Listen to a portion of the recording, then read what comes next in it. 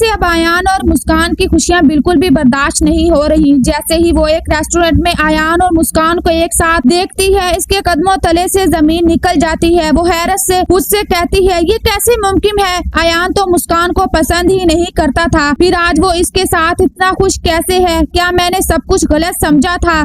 यही सवाल मोहिनी के दिल में हसद और बेचैनी की आग भड़का देता है। घर पहुंचते ही वो गुस्से से अयान को फोन करती है और कहती है, तुमने हमेशा मुझसे झूठ बोला। पहले कहा कि तुम यूके जा रहे हो, फिर मेरी ही बहन से शादी कर ली। आज मैंने तुम्हें और मुस्कान को एक साथ देखा, तुम दोनों बहुत खुश थे। सच बताओ, क्या तुम दोनों का ताल्लुक पहले से था? क्या तुमने कभी मुझसे मोहब्बत की ही नहीं थी? अयान मोहिनी से कहता है, अब मेरी जिंदगी में क्या हो रहा है, इससे तुम्हें कोई फर्क नहीं पड़ना चाहिए। हाँ, मैंने तुमसे मोहब्बत की थी, लेकिन आज समझता हूँ कि वो मेरी जिंदगी की सबसे बड़ी गलती थी। तुमने मेरे जज्बात की कभी कदर नहीं की। मगर मुस्कान वो तुम जैसी नहीं है, वो मेरा साथ देती है, मेरी इज्जत करती है और आज मैं वाकई ही इसके साथ खुश हूँ। ये सुनते ही मोहिनी फौरन अपना अंदाज बदल लेती है। इसकी आवाज में अचानक बेबसी आ जाती है। वो रोते हुए कहती है, अयान मुझसे बहुत बड़ी गलती हो गई। मैंने ज़ारून से शादी करके अपनी जिंदगी बर्बाद कर ली। मैंने तुम्हारा दिल तोड़ा और शायद आज इसकी सजा भुगत रही हूँ। ज़ारून में ऐसा इंसान नहीं निकला जैसे इसने खुद को जाहिर किया था। मुझे अपने हर फैसले पर पछतावा है। अगर हो सके तो मुझे माफ कर दो। लेकिन हकीकत ये होती है कि मोहिनी के आंसू माफी के नहीं बल्कि एक नई चाल का हिस्सा होते हैं।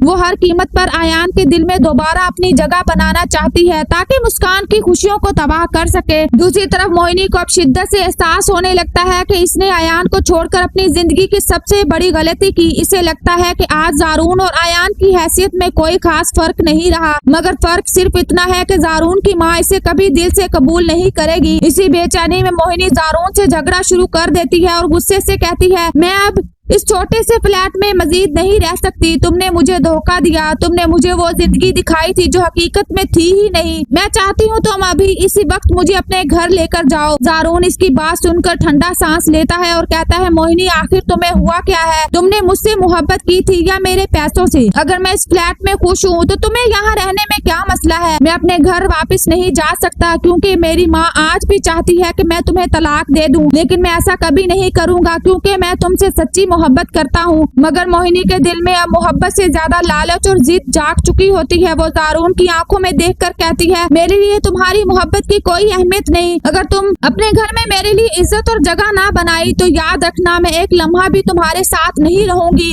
तुम्हें छोड़कर हमेशा के लिए चली जाऊंगी।